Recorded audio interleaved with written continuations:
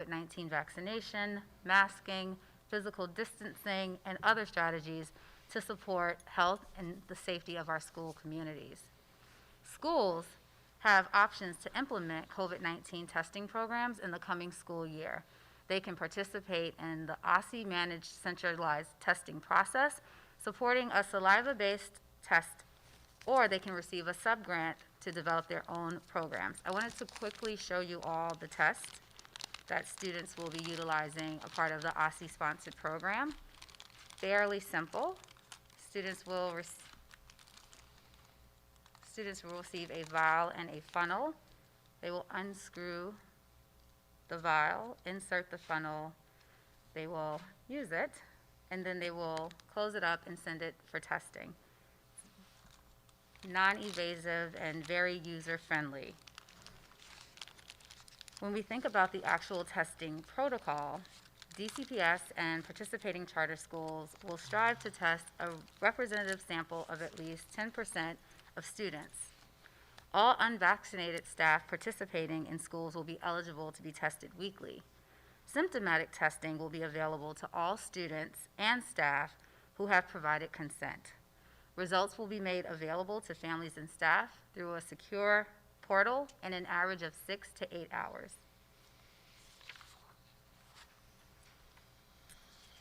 Because testing for COVID-19 is a medical procedure, parents and guardians must consent for their children to take these tests. OSSI has provided a form for all LEAs within our centralized program for usage. LEAs are including these forms in paperwork needed for the start of school. The consent form is also available on OSSI's website. With respect to quarantine, DC Health has issued health and safety guidance for all schools in the District of Columbia. When there is a positive case in a school, schools will follow the DC Health guidance for quarantine. More broadly, students and staff should not attend school and should isolate if they are confirmed to have COVID-19. These individuals should not attend school and should isolate for 10 days and show improvement of symptoms, including no fever, for 24 hours. Unvaccinated students and staff must self-quarantine and not attend school for at least 7 days if they are a close contact of another individual in the school who tests positive for COVID-19. Students and staff may return to the classroom after 7 days if they take a COVID-19 test on or after day 5 and receive a negative result.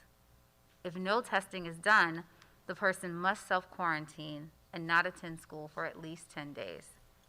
However, fully vaccinated students and staff who have been in close contact of an individual who is positive for COVID-19 do not need to self-quarantine as long as they are asymptomatic. They are recommended to take a test 3 to 5 days after their exposure to the positive individual. In the most recent guidance for schools, the Center for Disease Control and Prevention and DC Health articulated an important exception for students in the K through 12 classroom setting. A student is not considered a close contact if they have been within 3 to 6 feet of a fellow infected student, as long as they were both wearing well-fitting masks and other mitigation strategies are in place. Again, OSSI is working diligently to support schools in partnership with DC Health in their planning to support schools returning to school. With that, I will now turn to Dr. Nesbitt from DC Health to provide information on general guidance. Thank you, Superintendent Grant. We know that it's important that we not only have our students return for in-person learning, but once schools reopen and students return in person, we're able to keep our schools operational. One of the factors that will contribute to our success in being able to do that is having everyone stay home if you're sick. It's been an important message for us throughout the pandemic and in general, and we want to continue that. Parents will be able to self-screen their children on a daily basis to determine if they are sick and should stay home from school. If they have one of the red flag symptoms, shortness of breath, worsening cough, or loss of taste or smell, they should stay home.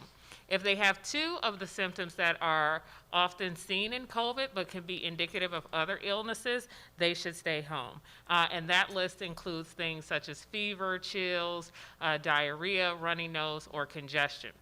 Parents should also remain in touch with their healthcare provider if their child has a chronic health condition to be able to ascertain whether or not the symptoms that the child is experiencing is related to their chronic health condition or are possible signs and symptoms of COVID-19. In addition to getting back to school, we want to have an opportunity for our students to be engaged in their extracurricular activities, including sports. It's important for us to continue the layered mitigation strategies for our student athletes, and as such, all participants of sports should wear a mask at all times when possible, and with the exception of when they are actively playing on the field, and they should remain socially distant or physically distant when at all possible. We are clear here to highlight which sports have the higher risk, which sports have the lower risk, to allow parents, school officials, athletic associations to be able to make priorities around the types of activities that students should engage in when there is high and substantial transmission in our community. In terms of travel, it's been a busy summer. We've all seen all of the data from TSA, and we've seen all of the reports and the imagery of people traveling. However, our travel guidance has remained consistent that unvaccinated persons should refrain from non-essential travel when at all possible to reduce the risk of transmission of COVID-19. Our travel guidance currently states that any unvaccinated person who travels outside of the DC, Maryland, Virginia area is recommended to quarantine upon their return. And this also suggests that they should have a test in that 3 to 5 time period after they return. For students who are traveling and are unvaccinated, we expect that they will follow this recommendation. We know that missing school in person because of travel can be extremely disruptive to a child's learning and educational experience, and we encourage all of our families to consider the types of activities they participate in as a means to keep their unvaccinated family members safe. And now I'll turn it to Chancellor Farabee. Thank you, Dr. Nesbitt. DC Public Schools will be implementing a layered mitigation approach to preventing the spread of COVID-19 in our schools, and there are 3 key pillars to this strategy. One is to prevent. DCPS is focused on preventing the spread of COVID-19 through universal masking, physical distancing, enhanced air filtration, cleaning, and robust campaign for the community around the COVID-19 vaccine, alongside requirement for staff to be vaccinated. As relates to screening, DCPS will continue our COVID-19 symptom screening. We're asking that students and family complete an assessment daily along with staff, and then we will have regular asymptomatic testing for unvaccinated students. In addition to that, we will keep families informed of any positive COVID cases within their school or within their classroom. As we go to the next slide, as I mentioned earlier, part of our prevention strategy is to ensure that we have universal masking. What that means is that all staff members, students, and all visitors will be required to wear a face mask when they're on school grounds. This is consistent with the DC Health latest guidance and also consistent with the CDC guidance as well. Masks can be removed for eating, when students are actively eating or drinking or doing naps for our pre-K students. And these are the only time period at which students can remove their masks, for staff as well. To go to the next slide, we're reminding all of our families that we're still expecting students to have a complete pediatric immunization record. What that means is students have until the 20th day of school to have that completed. We're also offering opportunities for students to get appointment at DCPS campuses to get their childhood immunizations. Families can go to vaccinatedc.gov to make an appointment. We have over 2,000 appointments available to families. Families will have the ability to make these appointments into September, but it's important that as many of our students as possible receive all of their shots for their pediatric immunizations before the school year begins. Another prevention strategy is our physical distancing and student interaction. We will have all of our classrooms spread apart where students are as physically distant as possible, and to the extent possible, students and adults will be 6 feet apart. We're also limiting cohort interactions to ensure that we mitigate any spread among students in various cohorts. And then we're also encouraging all of our schools to maximize the use of their outdoor facilities as well when possible. For lunchtime, all of our early childhood education students in pre-K 3 and pre-K 4 will be eating in their classroom, which is consistent with our practices in the past. Students in grades 1 through 12 may eat in the cafeteria or they may eat outside. When feasible, we are encouraging all of our schools to utilize outdoor spaces for eating. Cafeterias will be set up to have social distance spaces, and in addition to social distance spaces, there will be assigned seating for students. In addition to that, we have 2 large HEPA filters in all of our cafeteria spaces to ensure that our air is clean to mitigate any spread of COVID-19 in the cafeteria. As relates to visitors, we will continue to limit the number of visitors on our campuses. Visitors must have a pre-approved visitation with administration at the school to be on campus. We're also asking that all individuals that come on campus have a completed health assessment and will be asked our protocols of this assessment when they enter the building and will be required to wear a face mask while they're on the grounds at all times. As relates to arrival and dismissal, we're reminding families that families are not allowed to enter the building for student drop-off and pickup, except for when a parent or guardian needs to escort a student into the building as part of a written safety plan. We're also reminding families that we are continuing our air filtration and cleaning protocols in alignment with our CDC guidance and DC Health guidance. You'll be reminded that we invested over $20 million in HVAC upgrades that will continue to be implemented this school year, and each classroom and common space will also have a HEPA filter as well. All of our cleaning supplies are also in alignment with CDC guidance. As we think about screening, we are asking families to ensure that they screen their young people before they come to school. We implemented last year a Ask, Look protocol where we're asking families to ask young people the following questions, and we're also asking families to look for any symptoms of COVID-19 as described by Dr. Nesbitt earlier. We will also have our asymptomatic testing protocol in place for our unvaccinated students. We will be testing 10% of those students randomly each week in our COVID-19 testing protocols that were displayed today by Superintendent Grant. We're asking families to please complete the consent form for testing to ensure that we are testing as many students as possible. Again, this will be for unvaccinated students who receive the weekly asymptomatic COVID-19 test. As we think about our next steps, we also want to remind families that you will be informed anytime there is a COVID-19 case within a school. Families will receive notification if anyone tests positive in their classroom or in the school. Families will not be informed of individuals that have tested positive, but they will also be informed if their student needs to quarantine as a result of a positive COVID case in the school or on a campus.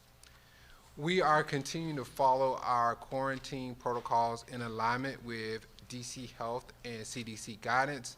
If a teacher is unable to perform their duties in person due to the need to quarantine, we will first identify a substitute to serve the students that are in person.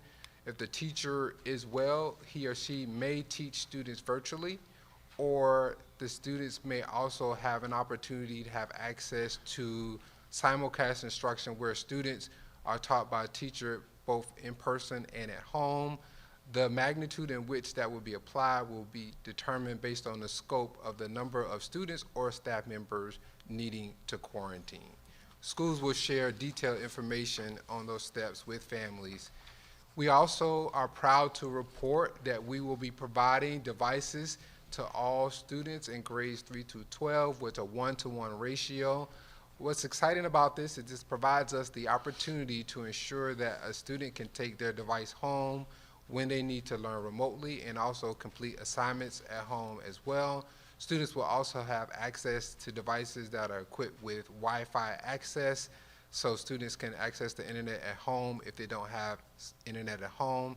And then for our students in our lower grades, they will have the device ratio of 3-to-1, and again, those students can also take those devices home as needed. As we go forward this school year, we want to remind families that as students need to quarantine, there are very specific attendance policies associated with quarantining.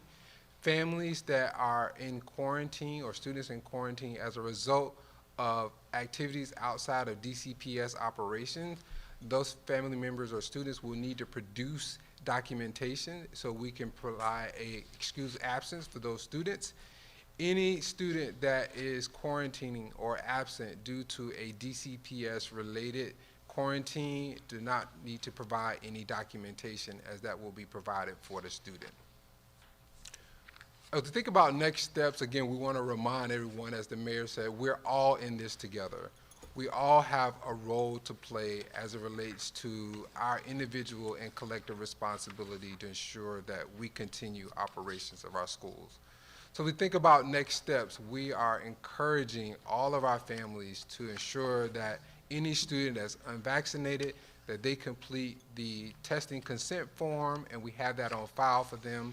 All of our students have their complete immunizations before the start of school or by the 20th day of school. And then we want all of our students 12 years of age and older to ensure they get the COVID-19 vaccine. We're also asking families to be mindful that every day still does count. We're excited to have all of our students back on campus on August the 30th, full-time in person, but we want our students to be present every day.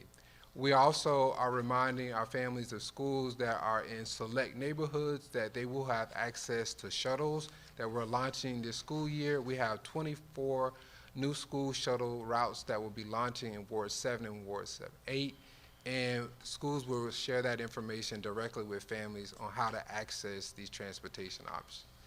We will again be asking everyone to join us in this effort to ensure that we continue successful operations of our school. And what that means for our families is we're asking you to take a pledge. To take a pledge to build back a school year that's stronger than before. And to do that, we're asking all of our families to ensure that you are compliant with our masking. We also want to ensure everyone that's eligible to receive the COVID-19 vaccine is doing so. And we want families to limit travel, skip travel when possible. We know that this is important to ensure that our students are back in school and they're safe. And then we also want families to be smart about risky activities outside of the school day. And most importantly, if a student is not well or they're sick, make sure that they stay home. This Saturday, we will have a back-to-school opportunity for families to get access to incentives in the COVID-19 vaccine. But on August the 28th, we're excited to partner with the mayor on a community celebration at Banneker High School, where again, students and families will be preparing for the start of the school year. Reminding that we have sites across the city, 3 of our middle schools specifically are sites in which families can get access to incentives for the adults and students, and that's at Brooklyn Middle School, Sousa Middle School, and Johnson Middle School. Thank you. Thank you, Chancellor, and I want to thank the whole team, and we can answer your questions. Yes, Perry. Yeah, thank you. To start with, I have 2 questions, one for Dr. Farabee and one for Dr. Grant. Dr. Farabee, why, if a child is quarantined, does it not go automatically to simulcast learning? Did you sign anything? Are there any considerations with the union that are preventing you from saying automatically a kid goes to quarantine, they'll be able to participate in the class from home? Yeah, thank you, Perry, for that question. So we have a verbal agreement with the Washington Teachers Union on our memorandum of agreement for this current school year. It does not speak directly to when we enter into our protocols for simulcast instruction. One of the considerations as relates to when we would activate that option is knowing that it is a compromised experience for some students. And we also know that there's time needed to plan for execution as well. And so we don't want to be in scenarios where we are entering in simulcast instruction for 1 or 2 students out of 25 or 30. We want to be really careful when we would utilize that option. Got it, thank you.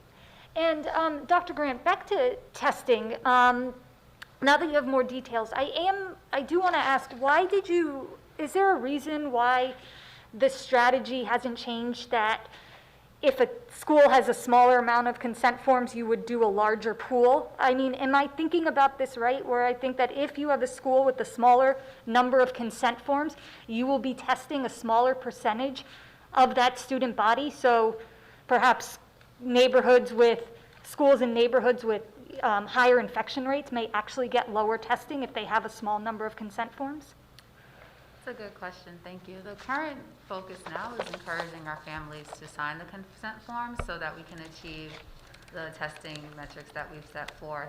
We will reflect as we move forward on if that posture has changed, but right now we are strongly encouraging families to sign the consent form so that we can meet the objectives of making sure we're able to have testing across all of our schools. And I guess, so why can't you just commit to testing 10% of a student body automatically? Without consent? Is that your question? No, assuming at least 10% of people consent. What is the I don't number? understand. What is Yeah, I think we're saying the same thing. Good. If 30, right, I guess you could test a bigger pool of the consent, right? We have to have consent from families. And so the focus now is working directly with DCPS and other individuals who are using our centralized program to gain consent from families. For families, it's critically important. It is going to help us achieve the goals of making sure we are able to test students weekly, targeting unvaccinated students. That is the posture that we're in at this present moment. And if you have a school with a small number of consent forms, are you guys thinking of different strategies for that school? Well, the strategy would be to get more people to consent. Right. I mean, if you're asking, are we going to force test kids, is that your question, without their parents' consent?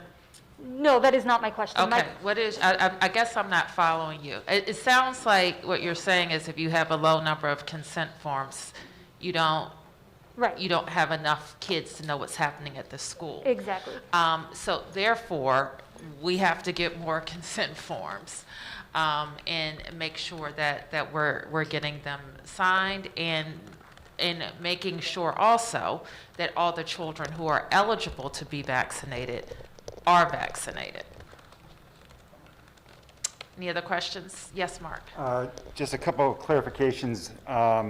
Does this take to charter schools or private schools, or is it just traditional DC public schools? What's that? The protocols that you're laying out here today. This is for DC public schools. Okay. And Dr. Grant's comments apply to public charter schools. To public charters as well. So the testing protocol, the mask protocol, the distancing protocol, that would be charter schools as well. Let me be clear. So all mask in all schools is your first. Social distance protocols for all of our schools. For testing, charters can opt in to be a part of the centralized process that is being set up by OSSI. Some charters also have set up their own testing protocols, but testing protocols must exist in all schools. Okay, I appreciate it. And then just to clarify the difference between this document that we were handed and the PowerPoint, the one thing that I see, Dr. Farabee, you said that they would be students and staff would wear masks outdoors as well as indoors. On this document, it's different. It's worded differently, that only unvaccinated in very crowded conditions would mask outdoors. So can you just clarify that for us? Yeah, we had a policy last year and over the summer to ensure that everyone was masked, whether they were outdoors or inside. We believe that was effective for us, so we believe that is the standard that we should apply for this coming school year.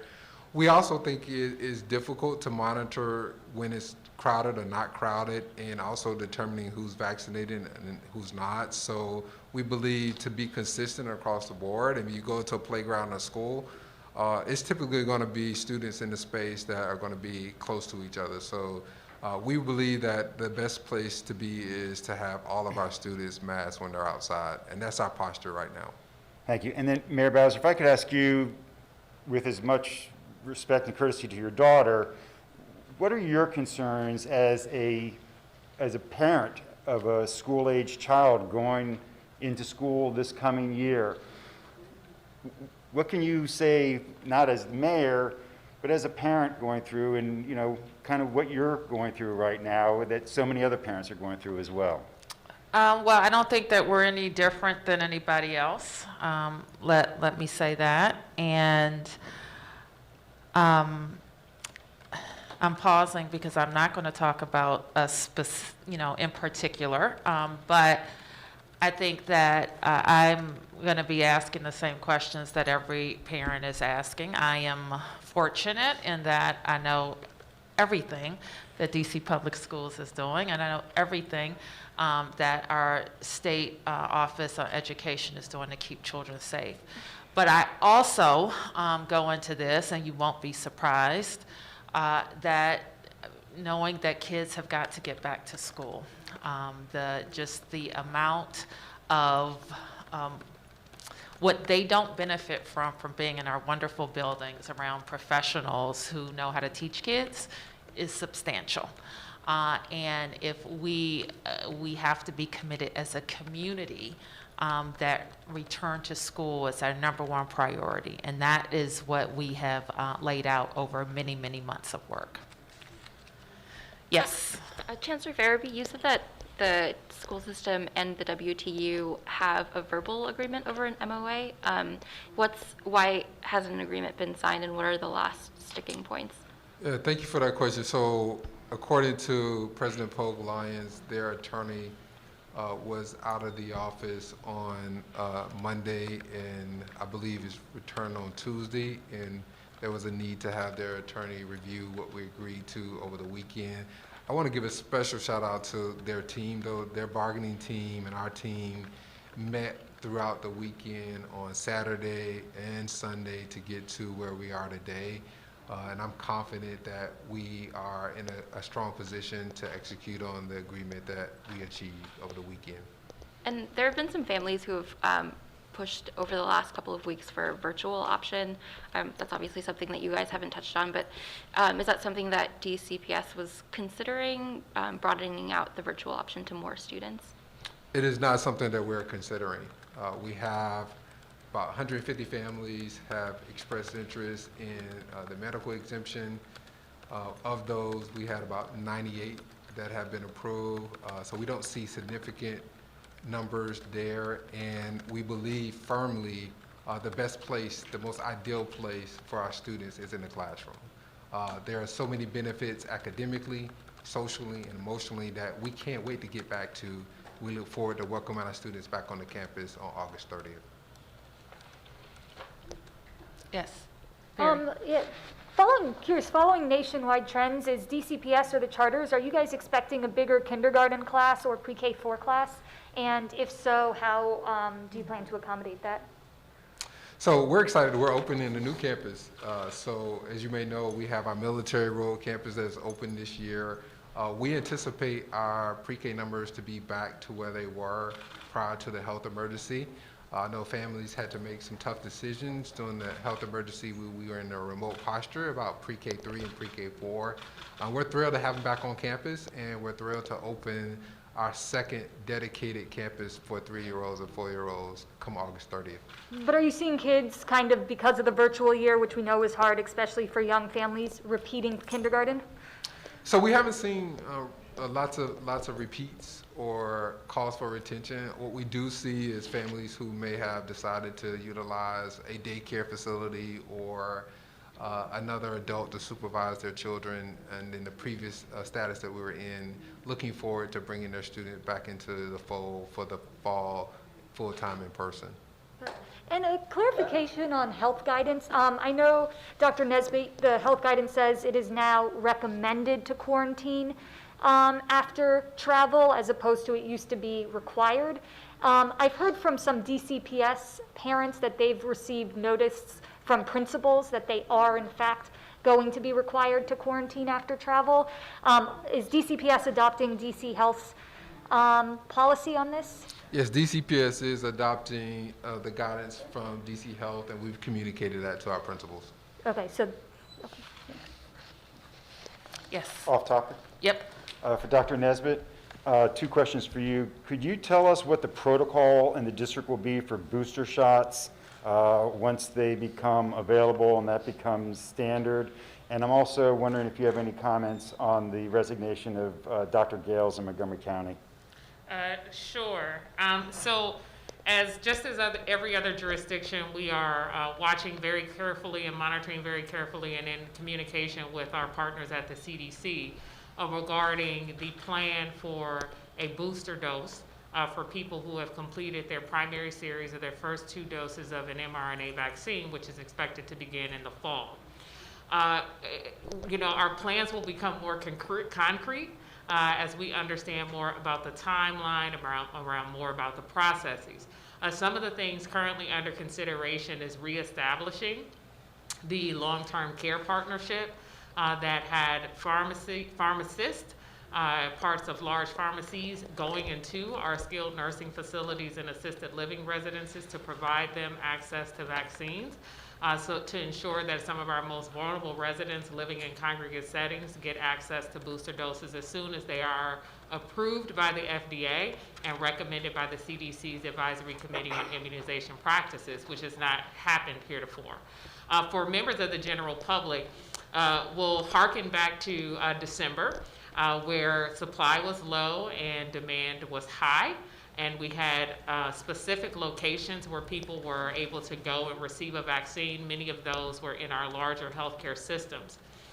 Today, we're in a totally different environment where supply is sufficient to meet demand and in many cases exceed demand. We have a number of locations, for 100 locations, standing locations throughout the district where people can receive their COVID-19 vaccines. All 3 of the approved vaccines are available in community settings.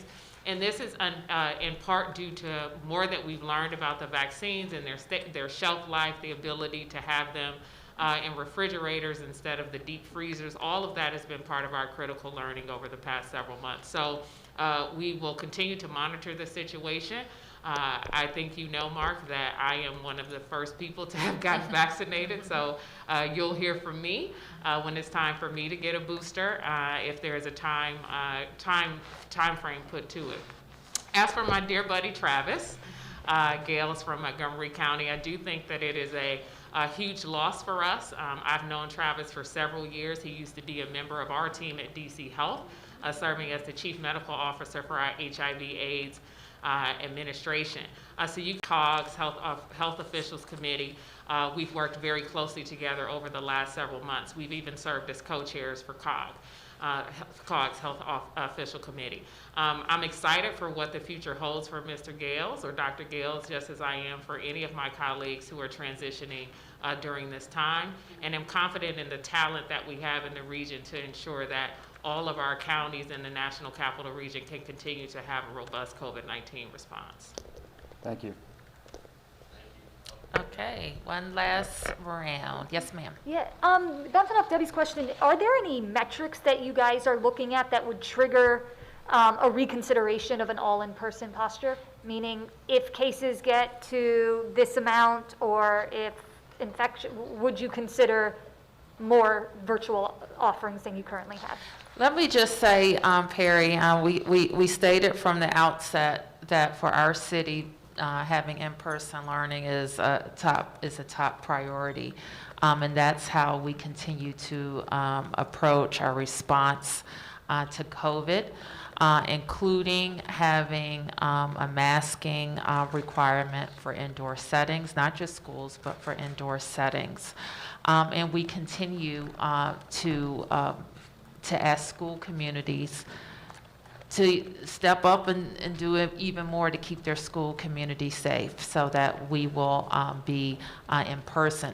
Dr. Farabee has already laid out what our protocols will be in schools and when classrooms are affected, or if more than one classroom is infected as well. So we don't have a metric that says we're going to shut down schools. Thank you. Yes.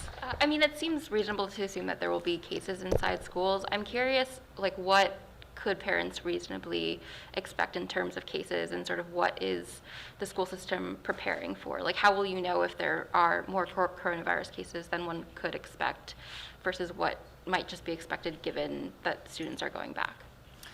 You're right to say, and I think if Dr. Nesbitt didn't say it, she usually says it, is that we see more activity. We see kids being involved in more things, and we saw it from summer travel to summer camp, and we see it in other parts of the country that have started school earlier, and we also will see it here. That is correct. We will see more cases, but we don't anticipate that those cases will be more than what we see in the general population.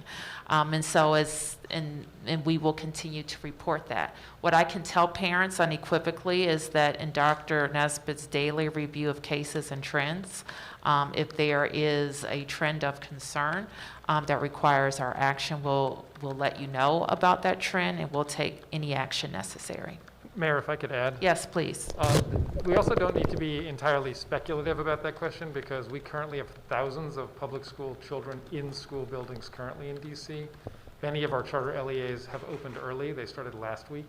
And we are seeing some positive cases among students and children in those schools. And what we are seeing is that their safety protocols are being followed, and they are working. There are students on quarantine, there are teachers on quarantine, and the school days continue, and in-person continues to occur in those schools. So I do think that the layered mitigation strategies are in place and do appear to be effective currently amongst our schools that are operating. Okay, thank you, everybody.